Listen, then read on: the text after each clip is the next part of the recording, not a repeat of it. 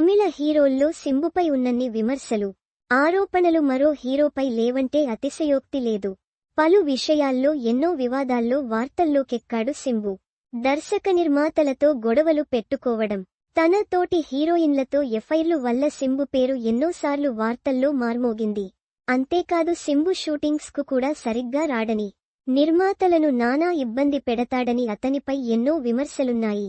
ఒకానొక టైంలో అతనిపై చిత్ర పరిశ్రమ నిషేధం విధించాలని తమిళ నిర్మాతల మండలికి ఎన్నో కంప్లైంట్స్ కూడా సింబు గురించి వెళ్లాయి.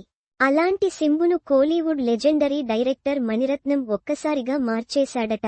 ఆల్రెడీ వీరిద్దరూ కలిసి గతంలో నవాబ్ అనే సినిమా కోసం వర్క్ చేసిన విషయం తెలిసిందే. ఇప్పుడు మరోసారి వీరిద్దరూ థగ్ లైఫ్ కోసం కలిసి వర్క్ చేస్తున్నారు.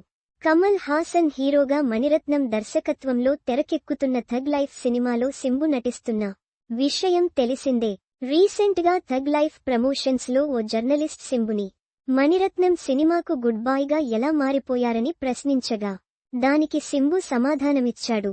సినిమా షూటింగ్ ప్లాన్ ప్రకారం జరగడమనేది డైరెక్టర్ చేతిలో ఉంటుందని, డైరెక్టర్ క్రమశిక్షణతో ఉంటూ టైంకు షూటింగ్ కు వస్తే అందరూ ఆయన్ని ఫాలో అవుతారని, డైరెక్టర్ బాధ్యతగా లేకపోతే అది టీంలోని అందరిపై ఎఫెక్ట్ చూపిస్తుందని సింబు చెప్పాడు.